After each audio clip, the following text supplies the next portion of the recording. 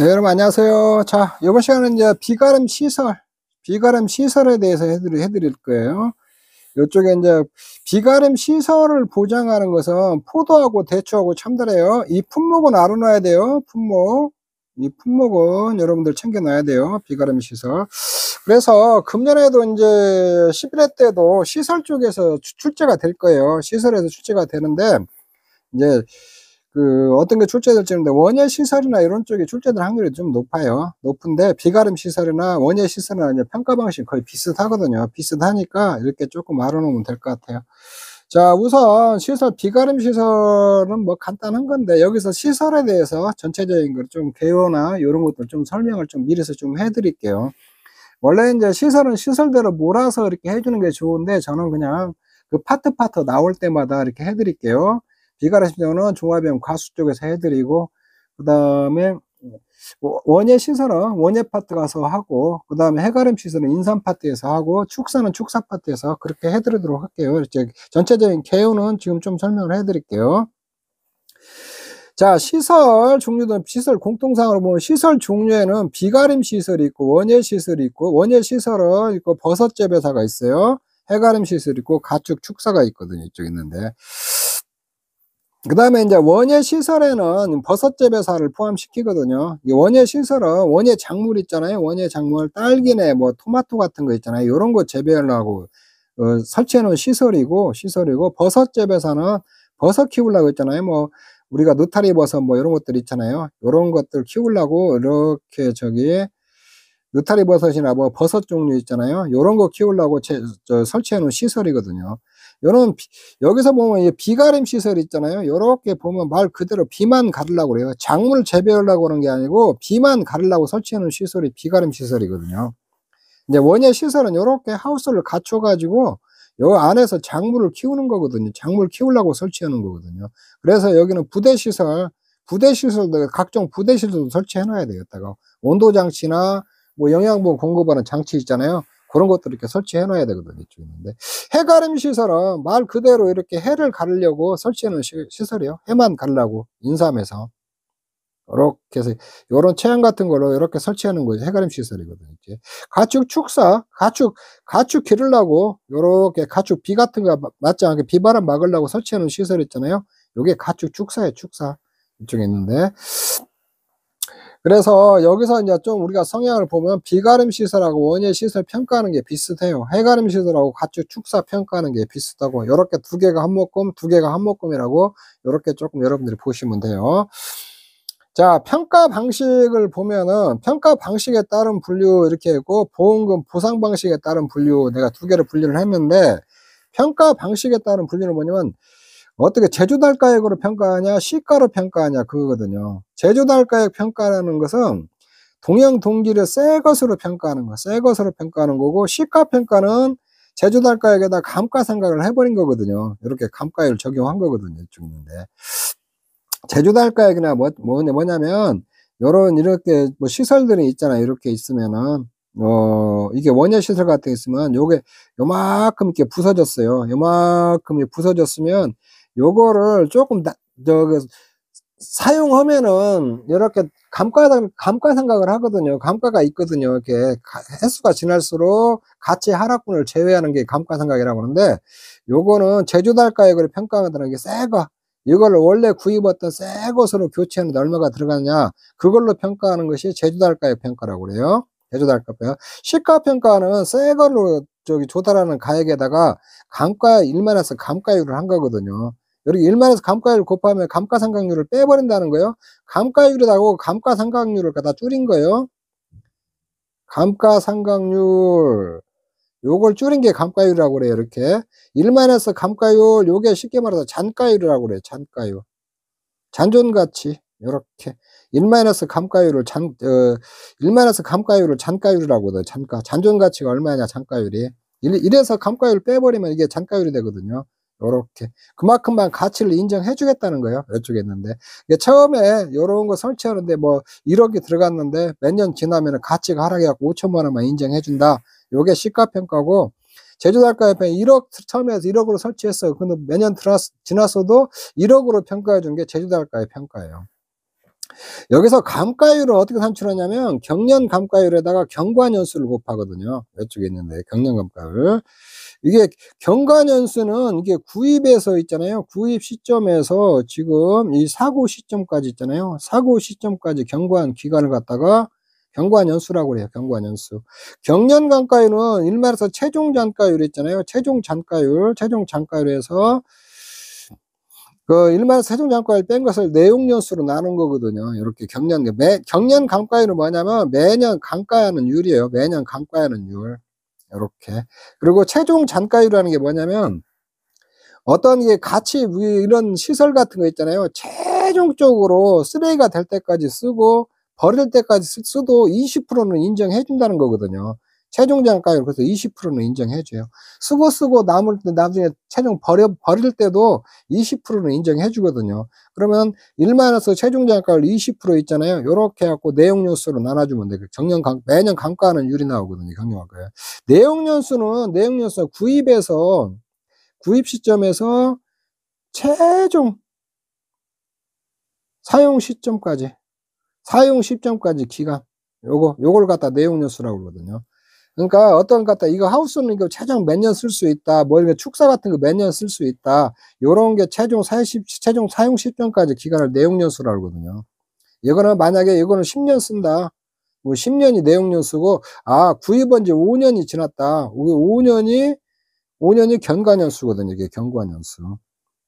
그렇게 이해를 하시면 돼요. 이렇게 감가율은 경년감가율 곱하기 경과년수를 곱한다. 경년감가율은 매년 감가하는 율이에요. 경과년수는 구입에서 사고 시점까지 기간을 갖다 경과년수라고 매년 경과했냐 그거예요. 경년감가율은 경년감가 매년 감가하는 율이거든요. 이렇게. 그래서 경년감가율은 이렇게 1만에서 최종장가율 있잖아요. 20%다 내용년수로 나눠주면 돼요. 내용년수는 구입 시점에서 최종 사용 시점 있잖아요. 몇 년간 쓸 수 있냐 그게 내용연수예요. 이쪽에 있는데 그리고 최종 잔가율은 보통 20%를 인정을 해줘요. 20% 쓰레기가 될 때까지 사용하는 기간이거든요. 이쪽에. 자 요것들 좀 알아놓고 요거는 또 해가름 시설 쪽 가서 한 번 더 설명을 해드릴게요. 그 다음에 보험금 보상 방식에 따른 분류, 평가를 갖다 제조달이나 시가를 평가하다 보상 방식에 따른 분류 뭐냐면 실손 보상이 있고 비례 보상이 있어요. 비례 보상. 평가된 금액을 보험가입 금액에서 그대로 보상하는 방식을 실손 보상이라고 그래요. 그러니까 제조달 가액으로 평가를 했던 시가를 평가했던 나온 금액 있잖아요. 그걸 그대로 지급하는 게 실손 보상이에요. 실손 보상. 비례 보상은 보험 가입 금액이 보험 가입보다 적을 경우 있잖아요. 이때 비례 보상해서 주는 것 같다. 비례 보상이라고 그래요. 그러니까 나온 대로 안 주고 그 보험 가입 금액이 보험 가입보다 적잖아요. 그럴 때 이제 평가된 금액을 비례로 해서 지급하는 것 같다. 비례 보상이라고 하거든요. 참고로 이제 보험 가액은 시가로 하우스 등을 시가로 평가한 거 있잖아요. 요거를 갖다 보험 가액이라고 하고 이게 법정 최고한대요. 그냥 시가로 평가하는 거. 그 다음에 보험 가입 금액 물론 예외로 보험 가액이나 제조달 가액으로 평가를 할 수 있죠. 근데 기본 원칙이 시가로 평가하는 게 원칙이에요. 보험 가액은 보험 가입 금액은 보험 가입 세사에 약정된 금액인데 이거 약정 최고를 갖다가 보험 가입 금액이라고 하거든요. 요쪽에 요렇게 해서 1억으로 평가를 했다. 시가로 해가지고 요게 보험 가액이요. 보험 가액이고 내가 여기서 보험을 갖다 5천만 원 들었다. 5천만 원 들었으면 요게 보험 가입한 거 있잖아요. 요게 보험 가입 금액이거든요. 그래서 내가 요거 1억 다 들 수도 있고 5천만 원만 들 수도 있거든요. 보험료가 비싸니까. 자, 요런 걸 갖다가 그 보험 가입 금액이라고 보험 가액은 요 건물을 평가하는 거. 물론 시가로 평가하는 게 원칙인데 제조달 가액으로 평가를 할 수 있거든요. 이쪽에 있는데 그거를 갖다가 보험 가액이라고 한다. 이렇게 조금 이해를 하시면 될 것 같아요. 자, 비례 보상하는 거 만약에 보험 가입 금액이 500만 원이고 보험 가액이 1000만 원이요. 평가된 손해액이 300만 원이 나왔다. 이게 손해액이. 그러면 이제 실손으로 보상을 300만 원 그대로 다 지급하는 게 실손 보상이에요. 비례 보상하는 경우 있잖아요. 비례 보상하는 경우는 이 300만 원을 갖다가 이게 보험 가액 있잖아요. 보험 가액을 보험 가입 금액 있잖아요. 보험 가입 금액 요게 보험가입금 500만 원 적잖아요. 이게 비례를 해 갖고 보상하는 거예요. 요렇게 하면 얼마겠어요? 요거는 150만 원 주잖아요. 요거 실손 보상하는 경우는 300만 원이고. 요렇게. 그래서 실손 보상이냐 비례 보상이냐 이건 보험 가입할 때게 그 건물별로 딱 그 결정해서 저기 결정이 되는 거예요. 보험 가입할 때게. 내가 선택하는 거예요. 회사가 하고 약정을 해서 가입하는 거예요. 실손 보상으로 가입할 보험금 보상할지 비례 보상으로 보상할지. 자, 정리해 드릴게요. 평가 방식 할 때는 평가를 할 때는 제조달 가액으로 평가를 하냐 시가로 평가를 하냐 둘 중에 하나 선택해서 한다는 거예요. 요것도 회사하고 다 약정을 해요. 그다음에 보험금 지급할 때도 요렇게 평가에서 나온 금액이 있잖아요. 그걸 그대로 주는 걸 갖다 실손 보상이라고. 그다음에 보험 가입 금액이 보험 가입보다 적었을 경우에 비례 보상하는 경우 있잖아요. 요거를 갖다 비례 보상으로 보상한다고 그러거든요. 이렇게 그걸 비례 보상이라고 하거든요. 실손 보상하고 비례 보상 이렇게 두 가지가 있다. 보상 방식에는 평가 방식에는 제조달 가입과 시가가 있고 그다음에 보험금 지급할 때 방식에는 실손 보상이 있고 비례 보상이 있다. 그 정도 여러분들이 조금 이해를 해 놓으시면 될 것 같아요. 자, 우리가 이제 취급하는 시설이 있잖아요. 시설의 평가 방식에 대해서 좀 설명을 해드리면 비가림 시설은 제조달 가액으로 평가해요. 제조달 가액으로 평가하고 비례 보상 없어요. 비례 보상 없고 이건 실손 보상이라는 거죠. 제조달 가액으로 새 것으로 평가해갖고 비례 보상도 없이 그냥 그 손해 나오는 거 있잖아요. 그걸 그대로 저기 보험금을 지급해 버리거든요. 원예 시설이나 버섯재 배사 있잖아요. 요거는 시가평가를 원칙이에요. 시가평가. 단 제조달가액 특약가액 시 제조달가액으로 평가 나오거든요. 이쪽에 있는데. 그러니까 시가로 이제 감가상각을 하는 게 원칙인데 원예 시설이나 버섯재 배사 제조달가액 특약이라는 게 있어요. 특약을 가입하면 제조달가액으로 평가를 하는 거예요. 그리고 이것도 비례 보상 없고 그러니까 이게 두 개 다 똑같아요. 비가림시나 원예 시설하고 평가에서 금액 나오면 그대로 지급을 해버리거든요. 이쪽에 있는데 단지 원예 시설은 시가평가가 원칙이고 제조달가액 가입하면 제조달가액 평가를 한다는 거예요. 그리고 뭐 보험가입금이나 보험가액이 상관없이 요거는 그냥 나온 금액이 있잖아요. 금액을 보험가입금액 이내에서 비례 보상 없이 지급을 하는 거거든요. 해가림시설하고 가축 축사는 또 똑같아요. 성향이. 해가림 시설은 시가평가예요. 그리고 비례 보상이 있어요. 요거는 실손 보상에 나오는 게 아니고 보험 가입 금액이 보험 가입과 적잖아요. 그럼 비례 보상해요.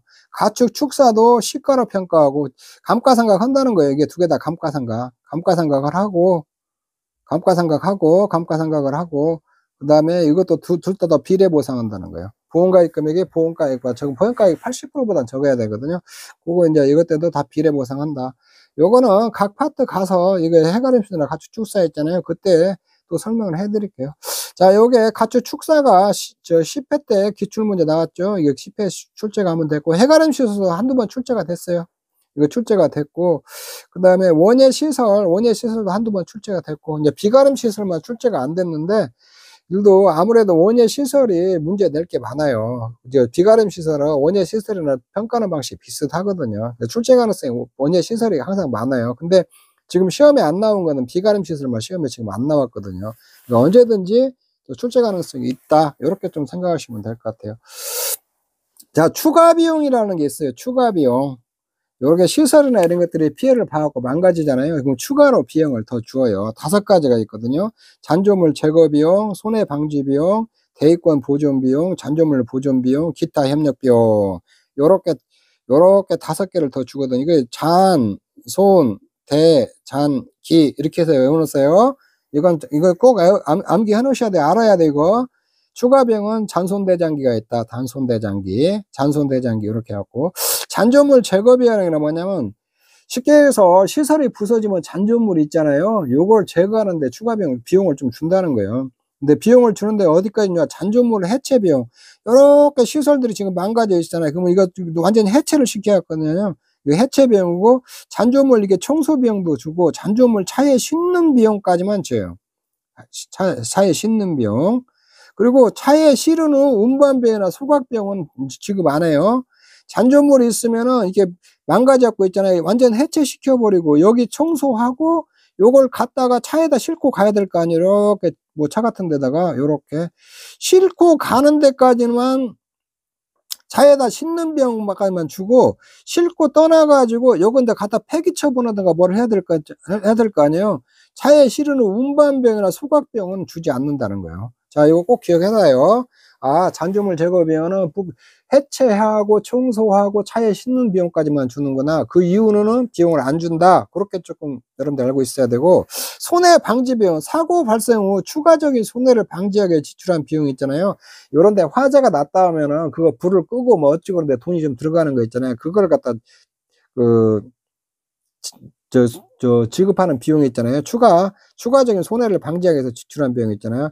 요거를 좀 주고 있거든요. 근데 여기서 해가름 시설만 20만 원 한도를 주는 거예요. 20만 원 한도.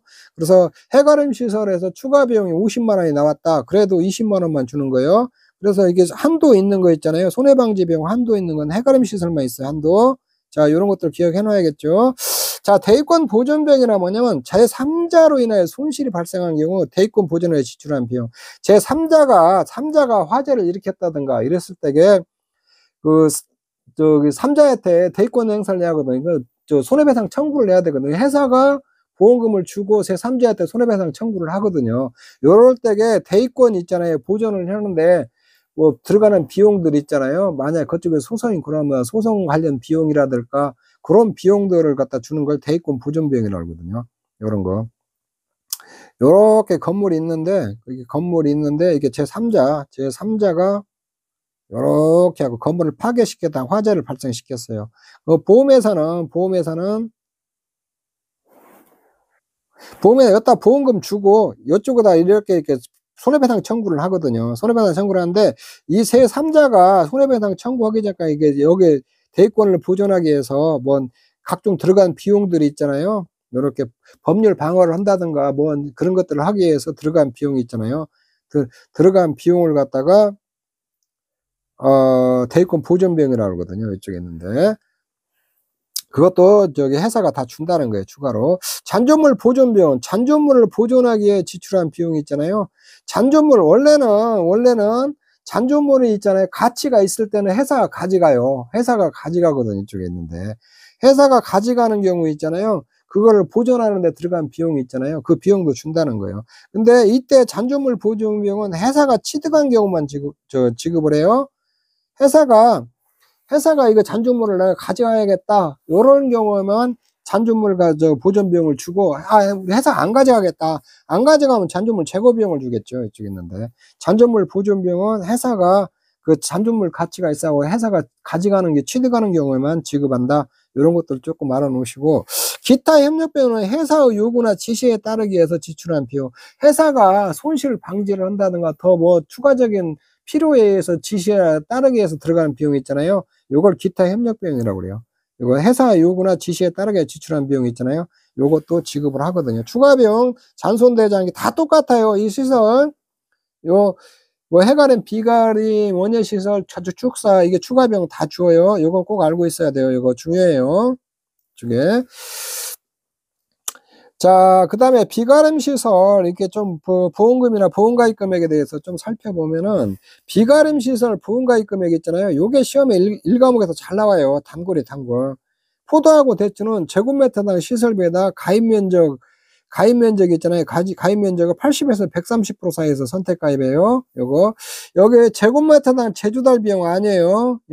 제곱미터당 시설비예요. 원래 뭐 포도 같은 경우는 18,000원, 뭐 대추 19,000원 요렇게 예전에 있었거든요. 제곱미터당. 요렇게 시설비가.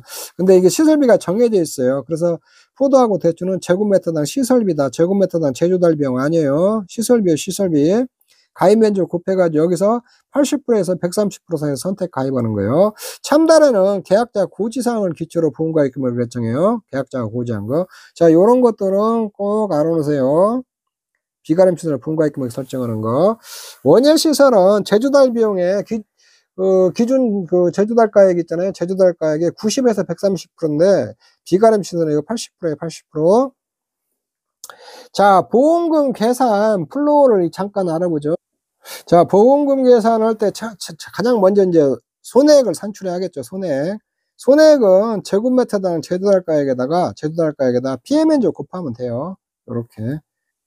그래서 손해액은 제곱말가당 제도할가액에다가 피해 면적을 곱하는데 이게 가입 면적에 대해 가입 면적의 80%가 피해를 봤다. 뭐 가입 면적 곱하기 80% 이렇게 하면 돼요. 요런 거. 그래서 문제에 제곱미터 제도할가액이나 여기 몇 프로 피해 봤다는 거 있잖아요. 요런 것은 다 조건에 주어지니까 주어진 대로 써먹으면 돼요. 자, 그리고 여러분들에게 잔존물 제거 비용이 있잖아요. 잔존물 제거면 손해액의 10% 한도를 줘요. 10% 한도. 그 잔존물 제거 비용 있잖아요. 손해액의 10%예요. 10%. 요렇게. 만약에 내가 1,000만 원이 손해 났다. 1,000만 원. 1,000만 원이 손해 났으면은 한도는 있잖아요. 한도는 이거 10% 한도니까 100만 원 한도를 줘요. 그래서 내가 잔존물 제거 비용이 200만 원이 들어갔다. 200만 원이. 200만 원이 들어갔어도 100만 원만 준다는 거예요. 100만 원. 내가 잔존물 제거 비용에 제거하는데 돈이 80만 원이 들어갔다. 80만 원이 들어갔으면은 이 80만 원을만 줘요. 요게 실제로 잔존물 제거 비용은 실제로 들어간 비용을 주는데 최대 한도는 손해액의 10% 한도를 준다는 거예요. 그래서 내가 80만 원 들어갔으면은 잔존물 제거 비용은 80만 원을 주고, 내가 만약에 200만 원이 들어갔다고 해도 손해액이 한 1,000만 원 있잖아요. 손해액의 10%가 한도니까 10%가 한도니까 100만 원만 준다는 거예요. 자, 그렇게 좀 이해를 하시고, 그 다음에 자기부담금 있잖아요. 자기부담금은 손해액의 10%인데 최저 30만 원에서 최대 100만 원 적용해요. 100만 원. 그러니까 피복제 단독사고 있잖아요. 피복제라다 위에다 입혀놓은 거 있잖아요. 피복제만 있을 때 최저 10만 원에서 최고 30만 원이거든요. 이렇게 시설 1단지 단위로 적용하고. 근데 이게 무슨 말이냐면 자기부담은 여기에 이제 구조체가 있고 피복제가 있잖아요. 이렇게 쭉 보시면 여기 안에 구조체, 그러니까 피복제는 이렇게 씌워진 거거든요. 이렇게 씌워진 거. 이걸 피복제라고 그래요. 이쪽에 있는데. 그런 거였을 때게 그 피복제 단독 사고 났을 때는 있잖아요. 최대 10만 원에서 최고 30만 원으로 자른다는 거예요. 이렇게. 그 손해액의 10%를 자기부담을 적용하는데 최저 30만 원이고 최대가 100만 원을 적용한다는 거예요. 이쪽에. 그리고 시설 1단지 단위로 적용한다. 자기부담은.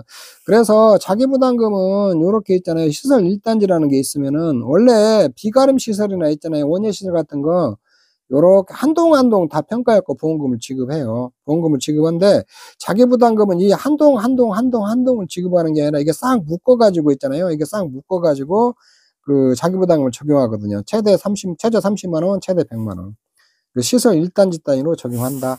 실제적으로 이렇게 다 나왔으면은 만약에 최대 100만 원을 적용했다. 그러면 각 단지별로 이렇게 하나, 둘, 네 동 나와가지고 100만 원이 나왔다. 자기부담금이.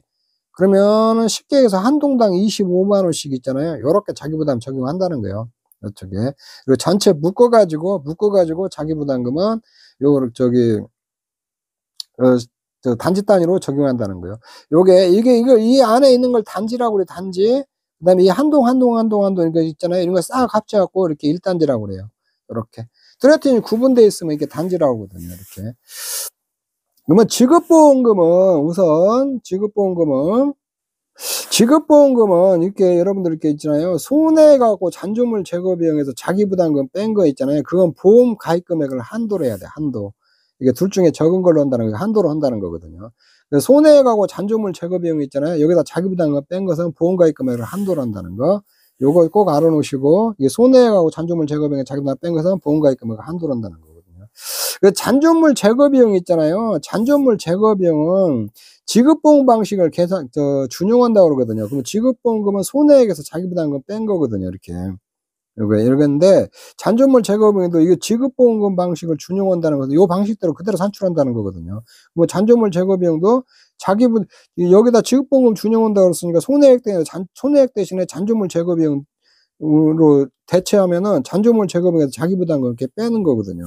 그러면 이렇게 1과 2가 있다면 1과 2는 보험가입 금액을 한도로 한다고 이렇게 구분이 되어 있거든요. 그래서 잔존물 제거비는 지급보험금 계산 방식을 준용한다. 이 식을 그때 써서 준용한다는 이 식을 이대로 계산한다는 거예요. 요렇게 계산한 거 있잖아요. 계산한 거하고 지급보험금 있잖아요. 손해액에서 자기부담금 뺀 거 있잖아요. 그래서 이거하고 잔존물 제거 비용 있잖아요. 요거 계산한 거, 요거는 보험가입 금액을 한도로 하거든요. 이쪽에 있는데. 그래서 식을 합산을 해보면 요런 식이 되는 거예요. 그래서 손해액에서 잔존물 제거 비용 더하고 자기부담금 뺀 거 있잖아요. 이건 보험가입 금액을 한도로 한다는 거예요. 이쪽에 있는데. 자, 요거 하나 좀 알아 놓으시고, 그 다음에 나머지 추가 비용들이 있잖아요. 이건 보험가입 금액을 초과도 줘요. 이쪽에. 근데, 그러면 추가 비용에 대해서 지금 추가 비용이 있잖아요. 잔존물 제거 비용, 손해방지원, 대입금 보증료, 잔존물 보존 비용, 이거 추가 비용에서 자기부담금을 지금 원래는 실무적으로는 자기부담금 안 빼요. 추가 비용에서. 근데 우리 농구먼 교재에 보면은 지급보험금 계산 방식을 준용한다고 그랬거든요. 추가 비용도. 그러기 때문에 이것도 이제 일단은 교재대로 하면은 추가 비용에서도 자기부담금 빼는 걸로 이렇게 다 해야 되거든요. 이쪽에 있는데. 근데 실제 시험에서 추가 비용까지는 그래서 내기가 조금 어려워요. 이게 추가 비용에서 지금 자기부담금 빼는 게 비가림 시설 있잖아요. 비가림 시설하고 해가림 시설, 비가림 시설하고 해가림 시설은 다른 거는 추가 비용에서 잔존물 제거 비용만 자기부담금을 빼는데 비가림 시설하고 해가림 시설은 교재대로 하면은 손해방지용은 대입금 보증은 잔존물 보존 비용이 있잖아요. 요것도 자기부담금을 빼는 걸로 조금 해야 되거든요. 이쪽에 있는데. 그래서 비가림 시설은 추가 비용도 자기부담금 빼는 걸로 일단 계산을 해야 돼요. 손해방지 비용하고 대입금 보존 비용하고 잔존물 보존 비용. 여기다가 자기부담금 빼는 걸로. 여기서 자기부담금 빼는 건 손해가고 잔존물 제거 비용이 있잖아요. 요거 합쳐가지고 요게 10% 해주면 돼요. 요게 10%, 요렇게 해서 자기부담금을 빼는데, 요거 구조체 피복제 동시에 사고할 때 100만 원이잖아요. 이게 자기부담금 여기서 100만 원 다 적용해 버렸으면은 이 추가 비용에다 더 이상 적용할 게 없겠죠.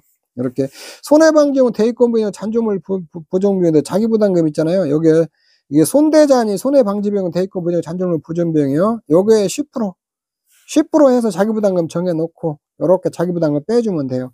근데 여기다 적용할 자기부담금 한도, 추가 비용은 자기부담금 한도, 추가 비용은 자기부담 있잖아요. 이 한도는 손해액에서 잔존물 제거 비용, 이거 여기에 10% 있잖아요. 여기다 10%한 거, 요게 100만 원 미만이면은, 100만 원 미만일 때만 100만 원에서 손해액하고 잔존물 제거 비용 10% 한도를 이렇게 빼준 거를 갖다가 여기다 적용하면 되거든요. 이 말이 좀 복잡하게 들릴 텐데 이게 무슨 말이냐면, 쉽게 해서 여기서 자기부담금 이렇게 계산한 게 80만 원이 나왔어요. 80만 원 자기부담금이. 80만 원이 나왔으면은 여기 손해방지용, 대입금 보증금, 잔존물 보존 비용에다 이렇게 10%한 거 있잖아요. 여기서 적용할 게 80만 원만 적용한다는 거예요. 이렇게. 그러니까 20만 원이죠. 20만 원. 100만 원, 총 100만 원을 해야 되니까 여기다 20만 원 있잖아요. 이렇게 적용한다. 이렇게 이해하시면 돼요. 그래서 자기부담금 총 100만 원을 적용하는데 우선 먼저 여기서 먼저 적용하고 그 나머지 100만 원에서 다 안 찬 부분 있잖아요. 요걸 여기다가 적용한다는 거예요. 요렇게. 손해방지용, 대입금, 잔존물 비용 10% 해서 이게 20만 원 초과도 20만 원만 딱 적용을 하고, 만약에 이렇게 계산한 것이 10만 원 나왔다. 그러면 10만 원 자기부담 적용하고, 그게 여기 이 밑에 말이 그 말이에요. 그 다음에 기타 협력 비용 있잖아요. 요거는 자기부담금 적용 안 해요. 자기부담 적용 안 하니까 요거는 그렇게 하세요. 그리고 추가 비용 중에서 요런 거 손해방지용, 대입금 보증, 잔존물 보증, 자기부담 뺀 거 있잖아요. 요거는 보험 가입 금액을 초과하도 줘요. 초과하도 주고 기타 협력 비용도 다 주는 거고 무조건 다 주는 거예요. 이쪽에 있는데. 그래서 손해액과 잔존물 제거 비용이 있잖아요. 요것만 보험 가입 금액 이내인지 봐야 돼요. 보험 가입금 한도 내서 주는 거예요. 그래서 손해액의 잔존물 제거에다 자기부담을 빼는데 자기부담금은 손해액에서 잔존물 제거비용에다가 10%한 것이 여기서 100만 원 한도로 줘요. 그래서 여기서 100만 원을 다 못 채웠으면 나머지 손해방지원, 대입금 보증을 잔존물 보존 비용에서 자기부담금을 추가로 더 적용을 한다는 거예요. 여기도 손해방지원, 대입금 보증을 잔존물 보존 비용에다가 10% 이렇게 해가지고 위에서 다 100만 원 다 적용 모든 거 있잖아요. 그걸 한도로 여기도 자기부담금을 적용을 하면 되는 거거든요. 자, 밑에 이렇게 설명하는 게 그거예요. 기타 협력분은 자기부담을 적용 안 하고. 근데 요것도 지금 명확히 교재에 이렇게 돼 있는 건데 어쩔 수 없이 이렇게 한 거예요, 지금. 자기부담금, 이게 손해방지용, 대입금이나 잔존물 보증비용에도 지급보험을 준용해서 계산하라고 해가지고 이렇게 계산하는데 요게 지금 명확하지 않기 때문에 실제 시험에서는 못 내요. 이게 추가 비용 같은 거, 지금 비가림 시세나 이런 것들. 이거 내놓으면 말썽 나거든요. 말썽 나기 때문에 아마 지금 이게 지금 명확하지 않고 여러 가지 방법으로 또 자기부담금을 또 여기다 적용하는 방법 있잖아요. 자기부담금 적용하는 방법을 다양한 방법으로 적용할 수 있기 때문에 답이 하나로 안 나오고 여러 가지로 나올 수 있기 때문에 좀 문제의 소지가 있거든요. 근데 여러분들은 우선 요렇게 위에서 먼저 적용하고 나머지를 여기다 적용한다. 그렇게 조금 이해를 하시면 될 것 같아요. 자, 비가림시설 보험금 계산 예시 하나 드릴게요. 보험가입 금액이 1000만원이고 손해액이 800만원이요. 800만원. 잔존물 제거비용이 100만원 나왔고 손해방지 비용, 대입금 보증은 잔존물 보존 비용이 있잖아요. 보존 비용이 150만원이 나왔다. 요렇게 나왔고 기타 협력 비용이 20만원 요렇게 있다. 이렇게 예상을 했을 때 그냥 손해액 800만원 그대로 가고 잔존물 제거비용 손해액의 10% 한도잖아요. 800만원에 10%면 80만원이거든요. 80만원. 근데 여기서 잔존물 제거비용이 100만원이다. 이게 다 주는 게 아니라 손해액의 10% 한도를 주기 때문에 10% 한도로 주기 때문에 80만원만 주는 거예요. 그 손해액과 잔존물 제거에 적용할 자기부담금 있잖아요. 이거 손해액에다 잔존물 제거비용 손해액 800만원에다가 잔존물 제거비용 80만원 10%는 88만원이죠. 88만원. 그리고 지급보험금 이렇게 하면은 800만원에다가 80만원 더해다 88만원 빼면은 요게 1000만원 이내니까 이게 792만원이 나오거든요. 이쪽에. 요거 하나 결정해 놓고 추가 비용이 있잖아요. 손해방지원 대입금 보증은 잔존물 보존 비용이 150만원이잖아요. 150만원. 요게 뭐 추가 비용에 적용할 자기부담금 150만원 10%면 15만원이죠. 15만원. 15만원인데 한도 여기다가 88만원 적용했으니까 100만원에서 88만원 빼고 12만원 적용해야 하거든요. 이쪽에 추가 비용이 88만원에서 나머지 예, 적용할 거 있잖아요. 100만원에서 80만원 빼면은 12만원이거든요. 그럼 추가 비용은 지금 추가 비용 지급금은 150만원에서 12만원 빼면은 138만원이 나오거든요. 이쪽에 이렇게 나오고 기타 협력 비용은 20만원 그대로 다 주고 이쪽에 총 지급금은 792만원에다가 이 138만원 있잖아요. 요거 손해방지원 대입금 비용은 잔존물 보존 비용에 대한 138만원에다가 그 다음에 기타 협력 20만원이면 950만원이 되거든요. 이쪽에 있는데 요렇게 자, 이렇게 계산하면 돼요. 근데 손해액 산출하는 것은 이거 제곱미터당 제조달 비용에다가 그 피해 면적 있잖아요. 이렇게 곱해갖고 산출하면 돼요. 이쪽에. 그렇게 뭐 간단히 나오는 거예요. 자, 요 정도 이렇게 좀 알아놓으시면 되고. 그 다음에 비가림 시설 이제 조사 방법이라고 해갖고 내가 조금 이제 교재에 나오는 거 간단히 정리해서 좀 가져왔어요. 조사 기준은 구조체와 피복제의 제조달가의 기준 금액을 그리고 기준 금액으로 수리비를 산출한다는 거예요. 그러니까 요게 그 구조체나 피복제 있잖아요. 요렇게 구조체나 이렇게 피복제 같은 게 이렇게 있으면 요 안에 있는 게 구조체고 위에가 덮어놓은 게 피복제예요. 요것들을 이렇게 피해본 부분 있잖아요. 피해본 부분. 이 제조달가액으로 평가한다는 거예요. 제조달가액으로. 이 피해본 부분을 수리를 해야 될 거 아니에요. 이 수리를 하는데 이게 제조달가액으로 제조달 기준금액으로 수리비를 산출한다는 거예요. 구조체와 피복제. 구조체라는 건 이렇게 하우스 같은 게 있으면 안에 기둥 같은 걸 갖다 구조체라고 뼈대를 구조체라고 피복제는 위에다 입혀놓은 거예요. 평가 단위는 물리적으로 분리 가능한 시설 1동을 기준으로 보험 목적물로 평가한다는 거예요. 시설 1동 요렇게 이제 하우스가 있으면은 내가 아까도 했는데 요거 있고 몇 동이 있게 있잖아요. 그러면 이게 한 동 평가한다는 거예요. 시설 1동. 그 다음에 보험 목적물로 평가한다는 것은 구조체는 구조체끼리 피복제는 피복제끼리 있잖아요. 요렇게 평가하는 걸 따로따로 평가하는 거 있잖아요. 그게 보험 목적물이라고 그래요. 구조체나 피복제 이렇게 평가한다는 거예요. 자, 조사 방법은 피복제의 피해 면적을 조사하고 구조체는 손상된 골조를 재사용 없을 거 손상된 골조 있잖아요. 구조체 같은 거 재사용 없으니까 어떻게 해서 교체하겠잖아요. 교체 수량을 교체 비용 산출하면 되고 손상된 골조를 재사용할 수 있는 거 있잖아요. 이거 재사용할 수 있는 이제 보수해야 될 거 아니에요. 보수 면적 확인 후 보수 비용 산정하면 되거든요. 자, 요거 예전에 이게 5회 때 시험에 한번 나왔어요. 비가림 시설 조사 방법에 서술하라고. 근데 지금은 잘 안 나오는데 그래도 요것들 이렇게 조금 여러분들 챙겨놓으세요. 이런 것도 좀 알아놔야 돼요. 보험금 지급 기준은 그 손해가 생긴 때와 고수 가액에 따라 계산한다. 손해가 생긴 때와 고시요. 손해가 생긴 때와 고. 장소 어디서 생겼냐, 어디에서 생겼냐, 때와 곳에서 가액을 계산하는데 사고 발생 후 180일 내에 수리복구 의사를 서면으로 통보하지 않으면 시가로 평가해 보험금을 지급한다는 거예요. 그러니까 요거는 제조달가액으로 제조달가액을 비가름 시설했잖아요. 제조달가액으로 요렇게 평가를 해서 보험금을 지급하는데, 실제 손해난 걸 지급을 하는데, 180 이내에 있잖아요. 사고 발생 후 180 이내에 수리복구사를 서면으로 통보하지 않으면 시가로 평가해서 보험금을 지급한다는 거예요. 자, 이런 것들 알아놔야죠. 지급기준. 그 손해가 생긴 때와 곳에서 가액에서 계산을 하는데, 그 사고 발생 후 180 이내에 수리복구사가 없으면은 서면으로 통보를 하지만 시가로 평가해서 보험금을 지급한다. 자, 요렇게 조금 알아놓고, 그 다음에 중복보험 보험금 지급. 중복보험이라는 게 뭐냐면 요렇게 시설 같은 것이 있잖아요. 요거를 A사에다 가입을 하고 요거를 B사에도 가입을 했어요. 이렇게 B사에도 가입을 했는데, 이게 이제 보험가에 평가를 해보니까 이게 1000만원짜리예요. 1000만원짜리인데, 이거 쉽게 해서 A사에다 800만원 가입하고 B사에다 800만원 가입하고 요렇게 가입한 게 이게 중복보험이에요. 요렇게 해서 이게 넘어버렸잖아요. 이렇게. 이게 1600만원 가입돼 버렸잖아요. 총.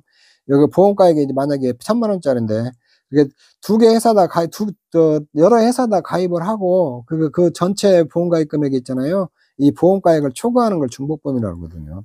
자, 중복보험 정의는 동일한 보험계약의 목적, 동일하되어 동일한 사고를 대상으로 하는, 동일한 사고해야 돼요. 동일한 목적물에. 동일한 사고를 하는 여러 회사와 계약을 체결했을 때 보험 가입금액 합계가 보험가액을 초과하는 경우 있잖아요. 이때를 중복보험이라고 하거든요. 그러니까 이렇게 가입을 했는데, 뭐 화재면 화재, 동일한 사고에 대해서 이렇게 똑같이 이렇게 보험금을 주기로 가입했을 때 있잖아요. 이 보험 가입금액이 보험가액을 초과했을 때게 중복보험이라 한다. 이 정의도, 이게 중복보험의 정의죠. 이런 것도 좀 챙겨 놓으세요. 정의. 중복보험 생겼을 때게 보험금 지급은 어떻게 하냐. 각사별 보험금 계산 방법이 동일한 경우, 예를 들어 모두 비례보상이 없는 거, 각사별 지급보험은 손해액에다가 해당 회사 보험가입금액에다 각사 보험가입금액 합계 있잖아요. 요렇게 해서 지급을 하거든요. 그래서 만약에 이런 중복보험을 이게 가입했는데 요게 800만원이 손해가 났어요. 800만원. 800만원 손해 났으면 계약자는 자기가 이게 뭐 하우스 같은 거 있으면은 이 800만원 이상은 자기가 수령하면 안 돼요. 보험은 이게 적극적인 이득을 불러내는 게 원래 손실을 보전하는 거거든요. 그랬을 때 이 800만원 손해 났을 때 각사가 보험금 주는 거 있잖아요. 요거 보험금 계산 방법이 동일한 경우 있잖아요. 거기는 어떻게 하냐. 이 800만원에다가 이 각사 1600만원 있잖아요. 1600만원에 A사가 800만원 가입했잖아요. 800만원. 요렇게 해서 A사에도 400만원 주는 거예요. 나머지 B사도 마찬가지고 A사 이렇게 해주고 B사 이렇게 해주고 그렇게 보험금을 지급하는 거거든요. 그래서 요 사람이 만약에 손해 났을 때 있잖아요. 800만원 손해, 양쪽에서 800만원씩 이렇게 보험금을 받는 게 아니고, 보험을 받는 게 아니고, 자기 손해는 안 건 만큼만 비례를 보상해서 받는 거예요. 이게 그 말이에요. 각사별 보험금 계산이 동일한 경우, 요렇게. 각사별 손해액에다가 해당 회사 보험가입 금액을 각사 보험가입 금액 합계로 있잖아요. 요거 비례로 준다는 거, 비례로. 그 다음에 이제 각사 보험금 계산 방법이 다른 거, 예를 들어서 모두 비례 보상이 있고 없고 등, 어느 회사는 뭐 비례 보상이 있고, 어느 회사는 비례 보상이 없고 실손 보상으로 주고, 이렇게 막 보험금 지급 방식이 달라요. 다를 경우는 각사별 지급 보험금을 계산해요. 각사별 지급 보험금을 계산은 그 손해액에다가 해당해서 각사별 보험금 계산 방식에 의해서 보험금을 계산해요. 계산을 해가지고 그렇게 이제 지급 방식이 다르잖아요. 뭐 A사는 쉽게 해서 실손 보상으로 하고 B사는 비례 보상으로 보험금 지급하기로 했다고 해봐요. 이랬을 때 각 사별로 해당하는 보험금을 계산해요. 이 사고에 다른 계약 없다고 계산해가지고 계산해서 이 보험금 비례로 손해액을 지급한다는 거예요. 이렇게. 근데 각 사람을 보험금 계산 범위가 있잖아요. 얘들은 비례보상 모두 실손 보상인 경우 있잖아요. 요럴 때는 이렇게 보험가입금액 비례를 주고 손해액을 그 보험금 계산 범위, 예를 들면 뭐 모두 비례 보상이 있고, 요거는 이제 말이 좀 헷갈렸었는데, 뭐 모두 비례 보상이 있고 없거든. 그러니까 한 회사는 비례 보상이고 A사는 비례 보상, 쉽게 얘기하면은 B사는 실손 보상, 실제 손해난 거 보상하는 거. 요런 경우에 보험금 지급 방식이 다르니까 다를 때는 각사별로 보험금을 계산해요. A사 비례보상의 보험금 계산하고 B사는 실손보상의 보험금 계산하는데 이 손해액을 있잖아요. 나중에 보험금 비례로 지급을 한다는 거예요. 자, 그렇게 이해를 하시면 돼요. 이쪽에 있는데. 자, 여기 이제 요거 타인을 위한 보험에서 보험계약자가 대의권 행사 대상이 된 경우 중복보험금 지급 방법. 요게 조금 복잡한데 여러분들 교재에도 굉장히 좀 복잡하게 쓰였거든요. 복잡하게 쓰였는데 요거는 여러분들 막 보면은 이제 교재 같은 데 보면 막 타인의 타인의 보험에서 보험계약자 대의권 행사 된 거고 중복보험 지급 방법 이렇게 복잡한 말 쓰였는데 그거에 대해서 조금 설명을 해 드릴게요. 요게 무슨 말인가? 이게 중복보험에서요. 예를 들어서 설명을 해줄게요. 타인을 위한 중복보험을 예시를 들면 타인을 위한 보험인은 보험계약자와 피보험자가 다른 경우를 말해요. 타인을 위한 보험인은 보험 가입한 사람하고 보험계약자는 보험 가입하고 보험료 내는 사람이에요. 보험료 납입하는 사람. 피보험자는 손해보험에서 보험금 수령자예요. 보험금 수령자. 그래서 내가 보험금을 안 타기 때문에 다른 사람이 타는 거니까 요거를 갖다 타인을 위한 보험이라고 그래요. 근데 자, 요런 걸 예시를 들어볼게요. 비닐하우스가 있는데 수의주가 홍길동이에요. 홍길동인데 임차인 김철수라는 사람이 임차를 했어요. 요거. 소유주는 홍길동이고 요렇게 소유주가 이거 원래 이 하우스의 소유주는 홍길동인데 김철수가 임차인에서 뭐 농사를 짓는다고 해봐요. 이렇게 해가지고 이제 비닐하우스 가액이 1,000만 원이라고 이렇게 하고 근데 A 보험회사하고 B 보험회사 있는데 A 보험회사 계약자 김철수 임차인 있잖아요. 불안해가지고 P 보험자를 홍길동 있잖아요. 원 소유주로 해가지고 보험을 가입했어요. 이 보험 가입 금액 800만 원에서 가입을 했고 B 보험회사는 또 홍길동이도 내 거니까 좀 불안하니까 자기 명으로 해서 자기 계약자로 자기를 피보험자로 해서 보험회사에다 가입을 했거든요. 이렇게 보험을. 이렇게 보험가입 800만 원을 가입했어요. 그러면은 이 경우 A 회사의 보험에 김철수라는 사람이 임차인인데 타인을 위한 보험이죠. 뭐 홍길동인가 피보험자가 수령자니까 보험금 수령하니까 요렇게 보험을 가입을 했거든요. 이렇게 가입을 했는데 이 같은 건물 천물에 1,000만 원짜리를 이렇게 둘 다 가입을 했거든요. 불안해갖고 여기 임차인 있잖아요. 김철수 빌린 사람도 가입했고 그 다음에 빌려준 사람도 불안해서 다 같이 가입을 했거든요. 800만 원. 그러면 1,000만 원짜리 하나 이렇게 하우스 가지고 둘이 가입해 1,600만 가입했으니까 초과했으니까 이게 중복보험이잖아요. 중복보험. 이게 중복보험이 됐거든요. 요럴 때 보험금을 어떻게 지급하냐.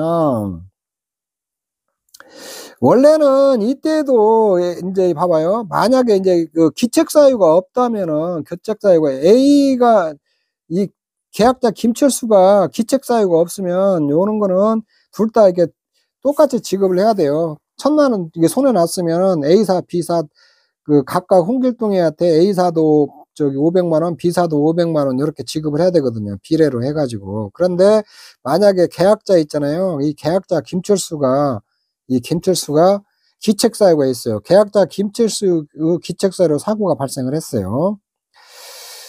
그랬을 때에 이제 이때 보험금을 어떻게 지급하냐. 만약에 계약자 김철수 기책사유로 사고가 발생했을 때 A 보험회사 보험가입 금액에 우선 800만 원을 지급해요. A 보험회사 있잖아요. 여기서 800만 원을 우선 지급해요. 지급하고 이게 1,000만 원이 손해 났잖아요. 지금 전손 발생했다고 보고 이거 1,000만 원이 손해가 났잖아요. 그럼 A사에서 800만 원을 지급하고 나머지 B사에서 200만 원을 지급해요. 나머지를 이렇게 그 다음에 이제 그럼 B사는 우선 A 보험회사 보험가입금에서 우선 800만 원을 지급하고 B 보험회사에 나머지 200만 원을 지급을 하거든요. 이쪽에. 그리고 B사는 200만 원 대위권을 A 보험회사 김철수에게 행사할 수 있거든요. 이쪽에 있는데. 왜 그러냐면 이게 이제 하우스가 사고가 났는데 이 김철수라는 사람 잘못해갖고 사고가 발생을 했어요. 했을 때에 그러면 B 보험회사는 자기 회사에 가입한 사람 아무 잘못을 안 했잖아요. 홍길동이는 소유주는 잘못을 안 했으니까 여기서 보험금을 일단 홍길동이가 보험금을 다 타가는 거예요. 이 1,000만 원 손해 봤을 때 홍길동이가 타가는데 A 보험회사에서 800만 원 여기 보험 가입한 거 있잖아요. 우선 주고 B 보험회사는 나머지 200만 원을 주어요. 홍길동한테. 근데 비보험회사는 자기한테 가입한 사람들 아무 잘못도 없어갖고 보험금을 지급받고 그러잖아요. 그러기 때문에 김철수한테 대위권 행사를 할 수가 있어요. 요거 200만 원 여기다가 홍길동이한테 보험 준 거 있잖아요. 보험금 준 거 요거를 갖다가 이 김철수한테 200만 원 있잖아요. 200만 원을 구상권 행사를 대위권 행사를 할 수가 있거든요. 이쪽에 있는데. 근데 원래 중복보험이니까 이게 봐봐요. 원래 중복보험 취지에 따라서 A사, B사가 500만 원씩을 보험금을 지급해야 돼요. 원래는 이렇게 사고 났으니까 이 같은 건물에 이게 1000만 원어치 사고 났어요. 근데 800만 원씩 가입했으니까 A사 있잖아요. A사 1000만 원 곱하기 이게 1600만 원분의 800이잖아요. 1600분의 800이니까 A사도 500만 원. 이렇게 500만 원. A사도 500만 원이고 A사도 보험금 500만 원 주셨고 B사도 이렇게 똑같이 계산해갖고 이게 같은 비례로 계산하면 이거 B사도 500만 원이 나오거든요.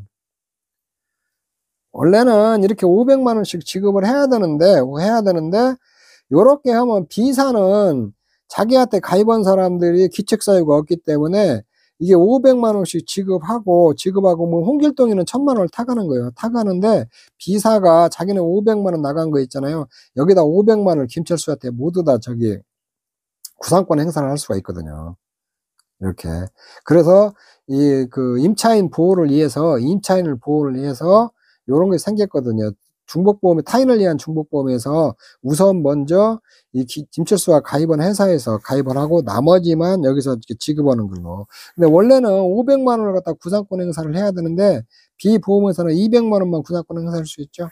이쪽에 있는데 그래서 임차인 보호를 위해서 요런 것들이 생겼거든요. 이쪽에 있는데 네, 계약도 이게 그 밑에 써있는 말이 좀 그런 말이에요. 이쪽에. 그래서 좀 중복보험을 좀 정리하자면 타인을 위한 중복보험이라는 것은 보험계약자가 피보험자가 다른 경우예요. 다른 경우인데 A 보험회사가 이제 비닐하우스가 있는데 홍길동이가 소유주인데 임차인 김철수가 임차를 해서 그 하우스를 갖다 사용을 해요. 하다가 불안하니까 김철수도 홍길동이를 피보험자로 해서 보험을 가입했고 홍길동이도 또 자기를 계약자로 하고 피보험자로 해서 비보험회사에다 가입을 했어요. 가입을 했는데 사고가 원래대로 하면은 이게 사고가 딱 나잖아요. 이렇게 양쪽으로 다 A 보험 B보험회사다 균등히 보험금을 지급해야 돼요. 보험금을 지급해야 되는데 500만 원씩 지급해야죠. 이 경우는 해야 되는데 이렇게 됐을 때에 비보험회사에서 김철수한테 대위권 행사를 해버리니까 김철수가 많이 피해를 보거든요. 이쪽에. 그래서 이 임차인 보호를 위해서 보호를 위해서 우선 이런 경우 있잖아요. 김철수 기책사유가 있는 경우. 기책사유가 있을 경우 이 A 보호사 김철수한테 김철수가 가입한 회사에서 홍길동한테 우선 800만 원을 지급하고 나머지를 비보험회사에서 홍길동한테 지급하는 거. 요런 거를 갖다 타인을 위한 중복보험에서는 보험금을 지급할 때 요렇게 지급한다는 거거든요. 이거는 결국 이 김철수 보호를 위해서 하는 거예요. 예. 계약자, 이 시기에서 임차인 보호를 위해서 이런 법이 만들어졌거든요. 원래 근데 김철수 씨 기책사유가 없다면은 A, B 보험회사에서 500만 원씩 지급해야 돼요. 기책사유가 없을 경우. 이게 임차인 기책사유가 없을 경우 있잖아요. A사, B사에서 각각 500만 원씩 지급해야 돼요. 근데 이번에 A사 기책사유가 있을 경우 있잖아요. 기책사유가 있을 경우. 이 김철수가 기책사유가 있을 경우는 A사에서 먼저 800만 원 지고 나머지를 B보험회사에서 200만 원 지급한다는 거예요. 이렇게. 그래서 비보험회사나 보험 가입한 사람들은 아무 잘못을 안 했기 때문에 보험금을 지급하고 요 사람한테 김철수가 제3자잖아요. 어떻게 보면 이쪽 회사에서 볼 때는 대위권 행사를 해버리는 거거든요. 이쪽에. 자, 그렇게 이해를 하시면 돼요. 이쪽에 있는데 요거는 내가 조금 가서 원예 시설 쪽 가서 한 번 더 설명을 좀 해드릴게요. 요렇게 그래서 여러분들 교재 보면 타인을 위한 중복보험이 계속 나와요. 계속. 요거 보면 시설 쪽에서 나오고 또 가축도 이게 시설하고 똑같이 중복보험 나오고 계속 나오거든요. 거기에 써있는 말이 이 말이거든요. 이쪽에. 말이 조금 어려울 수도 있는데 요런 정도 내용만 이해해놓고 다시 내가 원예 쪽 가서 다시 한번 또 추가로 또 한번 설명을 해드릴게요. 자, 요번 시간에 쭉 설명해드린 거 원예 시설에서 이렇게 쭉 다른 것까지 섞어서 이렇게 개요 같은 거 설명했으니까 그 정도 알아두시고 비가림 시설 이렇게 평가한다는 거 알아놓고 보험가입 금액 알아놓고 손해액 평가하는 거 알아놓고 추가 비용 항목이 뭐뭐 있는지 그런 거 알아놓고 또 내가 가서 앞으로 나오는 그 해가림 시설, 원예 시설, 가축 축사에서 또 다시 시설들을 가서 반복해서 이렇게 설명해 드리도록 할게요. 자, 요번 시간 여기까지 하도록 하겠습니다. 여러분 수고하셨습니다.